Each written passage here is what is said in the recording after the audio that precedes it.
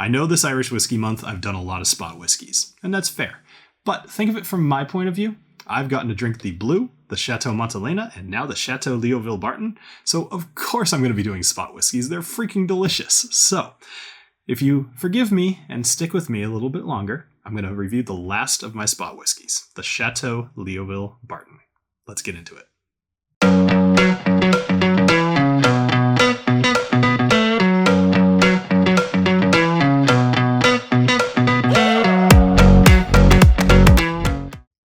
Hello everybody and welcome to the Whiskey Dictionary, where I do the research to try to teach you a little something about what you're drinking. Tonight we're going to be talking about the last green spot that I have. This is the Château Léoville Barton. Now let's talk about the name there for a minute, because your ears might have just perked up when I said Barton, thinking it should be Barton or some other French pronunciation. Château Léoville Barton was started by an Irishman with the last name Barton, specifically Thomas Barton and his family. So when I say Barton, that's correct. If I say Barton, sure, nobody's going to give you a second look, unless you say it really, really poorly. But if you see any of the videos from people who work at the chateau, they say Château Léoville Barton. Of Longois Barton, which is a third classified growth, and Léoville Barton, which is a second classified growth. So, don't worry if your dumb American tongue can't make the sounds. Mine couldn't either. But if we're going to talk about the chateau, we need to talk about wild geese. Sure, because, and I'm not talking about the cobra chickens that fly over your head every year. I'm talking about this term for people from the 1600s who were in exodus from Ireland. And in the 16, 17, 1800s, this term kind of held fast, and people were referred to as wild geese. Occasionally, they would go into the wine trade, and they would be called wine geese. Now, one of these wine geeses, goosen, many much goosen. I hope you guys get that reference. Please get that reference, otherwise I sound dumb. Anyway, this was started by Thomas Barton, and he was one of these wine geese. So, I'm not a wine enthusiast. Well, I am a wine enthusiast, but I've got nothing on Eric Waite. And I gotta say, he did an amazing video on this whiskey. So if you're at all interested in checking his channel out or his video, I'll put a link up there. It's worth the watch. You're gonna probably learn a bit. So anyway, in 2015, the Midleton Distillery and Château Léoville Barton decided to kind of do a thing together where they would take regular green spot, which usually spends 75% of its time in ex-bourbon barrels and 25% of its time in ex-Oloroso sherry casks. But then they added an extra 12 to 24 months of aging in an ex-Bordeaux cask. Now that's going to give a lot of flavor. But speaking of which, why don't we go ahead and get into this? So this is 46% ABV. It is roughly $98. That's what I paid for it. I'm sure that you'll be able to find it for $100 or maybe $95, something like that. But that's the range that you're looking for. And also, real quick, well, there's a thing in there. Deal with that later. Go check out some of the links in the description. I want to draw some attention to the Discord. We've been having a lot of people joining lately, and the conversation's been getting really good. So if you're at all interested in chatting on Discord with a bunch of whiskey people, go check that out. But anyway, links in the description. Let's go ahead and give this a nose and a taste. So now here's an interesting thing. This is going to be a slight aside. What I do a first tasting for my patrons pretty much every week. And when I did this, the nose that I immediately got was not good at all. But I had just opened the bottle. And I'm a little bit worried that I put off the wrong message in that first taste. Not that most of you saw it, but more just saying, if you happen to open this bottle and your immediate feeling isn't that smells amazing, give it a little bit more time. Open the bottle, maybe pour some, maybe just drink it, don't nose it or something, and give it like a couple of weeks and see what happens to the bottle. Because immediately the nose off of this is nothing like what I remembered. But, speaking of which, vanilla cupcake frosting is right off the bat. Very sweet. Now you'd think that they would be a heavy influence from the Bordeaux. And you would be right. There is this very much a domineering red wine quality to the nose here. Dark fruits, kind of like plums, but maybe a little sweeter than a plum. You know what maybe a little bit like a black cherry, a plum, but also mixed with some cherries, like regular cherries. How on earth am I able to, like, can you even imagine, like 5-6 years ago when I started this channel, being able to tell the difference between a cherry and a dark cherry or a black cherry out of a whiskey? Like, blows my mind. Anyway, both of those.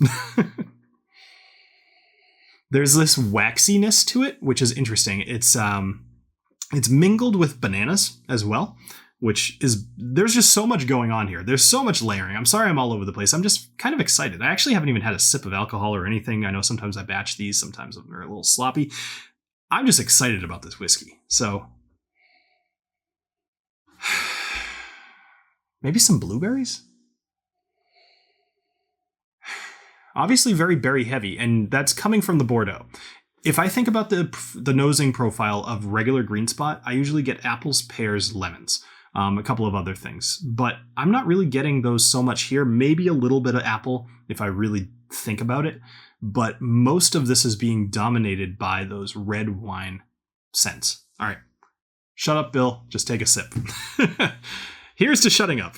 No, honestly, here's to just a fantastic line of whiskeys in the spot whiskeys. So just any of them that you pick up, maybe skip the red, but any of them that you pick up are going to be good. So cheers and keep it up, guys.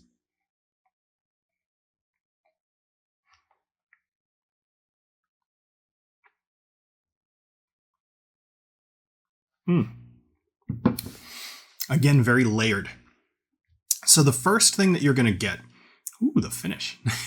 The first thing that you're going to get is, for me, it's going to be vanilla. But not vanilla like out of a bourbon cask, although clearly bourbon influence. It's vanilla like, again, a frosting. Think like buttercream vanilla frosting. That's, yeah, absolutely.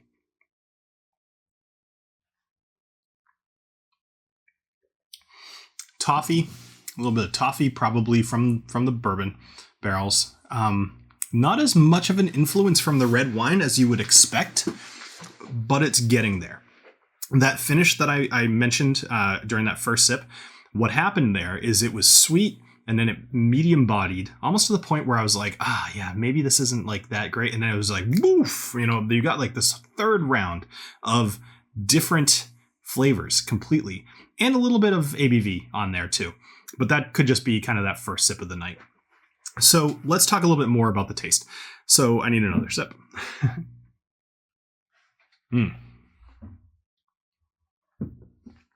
Okay, frosting's starting to fade away, and what's coming out is pear. And then some vanilla. You're getting that toffee is staying there very prominently. Let's see what else. I think blueberries or blackberries, some sort of berry, is starting to settle in on the back of my tongue. Maybe like kind of down the sides too.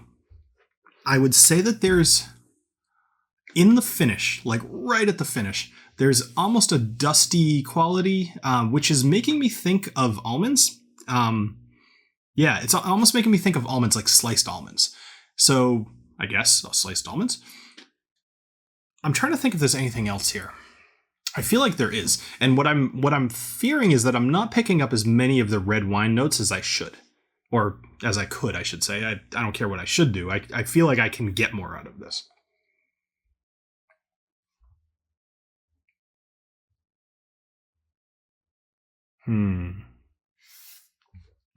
Stick with me here for a minute. This is the fun part. History is fun to research and all, but the drinking is why we all like to buy whiskey, for sure. Makes the history more interesting. So, if I had to pick out one more thing, I would say, now that's too strong of a flavor. What I was thinking of were lemon squares with the powdered sugar on top of them, but that's too strong. Something I saw while researching was lemon curd, but I personally don't really know what that tastes like. At least not right off the top of my head. I'm pretty sure I've had it, or at least could picture what it might taste like. That's not what I think I taste here.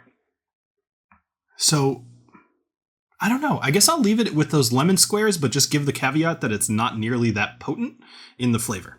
It's muted lemon squares. That's a new note for you. All right, let's go ahead and give an overall on this, because although this one's making me happy and I'm enjoying it, it's $98 and it is very good.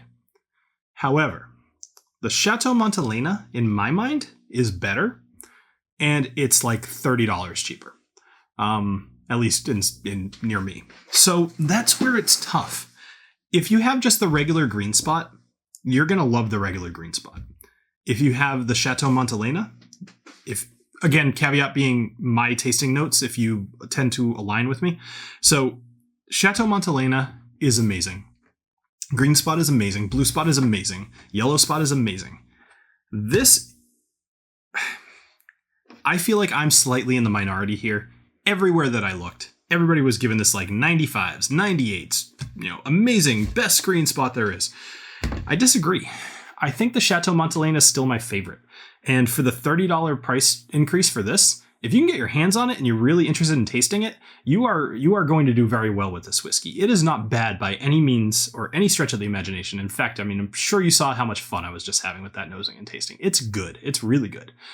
It's just not the best in the Spot series, as far as I'm concerned. So, is $100 worth you being able to honestly get a pretty easy to accumulate collection of Spot whiskeys? If having all of the things is important to you, you will do well to buy this. If you're just looking for my recommendation of whether to buy this or try it or stock it or any of those things, I would say try it. If you happen to have a friend who has it, or if you can pick it up at a bar, give it a shot. $100 is something that I very seldom recommend on this channel without a really good reason, and I don't feel like this has that good enough reason to me. Again, it's very good. It is. I don't have a way to express on my face the conflicting idea of it's expensive, so I have a hard time recommending it, versus I really like it, but I kind of want you to have it, but it's $100, but it's really good. So I think you guys get the strife, the inner turmoil, if you will. Anyway, that does it for this episode of the Whiskey Dictionary. I don't really have much more else I can clarify here. So check out all of the stuff in the description. There's always good stuff. There's, some of the stuff I recommend even from buying from Amazon is down there too. I kind of curate that list from time to time of things that I think are good as far as like accessories for the your whiskey drinking experience and all of that.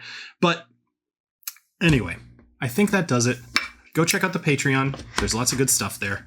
Go check out the Discord. There's lots of good people there. And go check out Eric Waite's channel. There's lots of good videos there. All right. Thank you very much and have a great rest of your night. Cheers.